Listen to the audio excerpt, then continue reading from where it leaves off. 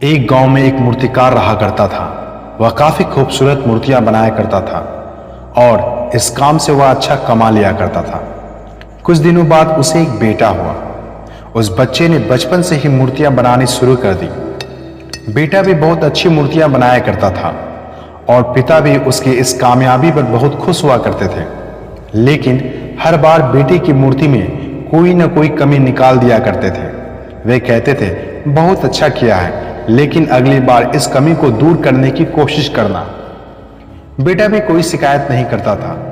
वे अपने पिता के कहे सलाह को अमल करके अपनी मूर्तियों को और बेहतर करता रहा। इस लगातार सुधार की वजह से बेटे की मूर्तियां उसके पिता से और बेहतर बनने लगी और ऐसा वक्त भी आया कि उसके पिता की मूर्तियां से ज्यादा लोग बेटे की मूर्तियां को ज्यादा पैसे देकर खरीदने लगी, जबकि उसके पिता की मूर्तियां पहले वाले कीमत पर ही बिकती रही। उसके पिता अब भी उसकी मूर्तियां में कोई ना कोई कमी निकाल दिया करते थे, लेकिन बेटे को अब यह अच्छा नहीं लगता था और बिना मन के उन कमियों को एक्सेप्ट करता था और सुधार कर ही देता था। एक वक्त ऐसा भी आया कि बेटे के सब्र ने जवाब दे दिया। जब उसके पिता उसकी मूर्तियों की कमियां निकाल रहे थे तो बेटा बोला, आप तो ऐसा बोल रहे हैं जैसे बहुत बड़े मूर्तिकार हैं। अगर इतनी ही समझ आप में होती तो आपकी मूर्ति इतनी कम कीमत पर नहीं बिकते। मुझे नहीं लगता मुझे आपकी सलाह की जरूरत है। मेरी मूर्ति परफेक्ट है। पिता ने जब यह बात सुनी तो पिता ने उसके बेटे की मूर्तियां में कमी निकालना और सलाह देना बंद कर दिया।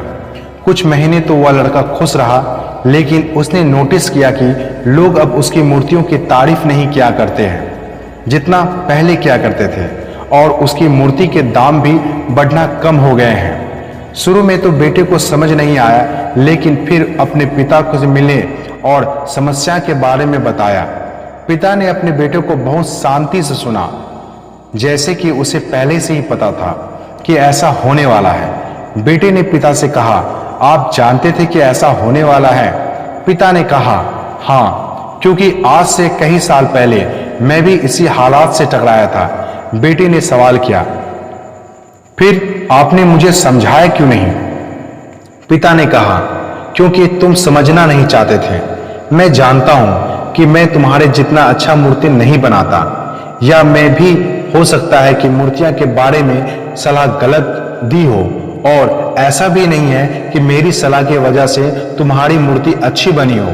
लेकिन जब मैं तुम्हारी कमियां दिखाता था तब तुम अपनी मूर्तियों से सेटिस्फाइड नहीं होते थे। तुम खुद को बेहतर करने की कोशिश करते थे और वही बेहतर होने की कोशिश तुम्हारी कामयाबी का कारण था। और जिस दिन तुम अपनी कामयाबी से सेटिस्फाइड हो गए और तुमने यह मान लिया कि तुम्हारी और बेहतर होने की गुंजाइश नहीं है, तुम्हारी ग्रोथ भी रुक गई। लोग हमेशा तुमसे और बेहतर की उम्मीद करते हैं। यही कारण है कि अब तुम्हारी मूर्तियों की तारीफ नहीं किया करते हैं, ना ही उसके लिए तुम्हें ज्यादा पैसे मिलते हैं। बेटा थोड़ी देर चुप रहा और सवाल पूछता है कि अब मुझे क्या करना चाहिए। पिता ने उसे एक लाइन में जवाब दिया, अनसेटिस्फाइड होना सीख लो। मान लो कि तुम में और बेहतर होने की गुंजाइश बाकी है। यही एक बात तुम्हें हमेशा आगे बेहतर होने के लिए इंस्पायर करती रहेगी और तुम्हें हमेशा बेहतर बनाते रहेगी। Never be satisfied in life. इस कहानी से आपने क्या सीखा?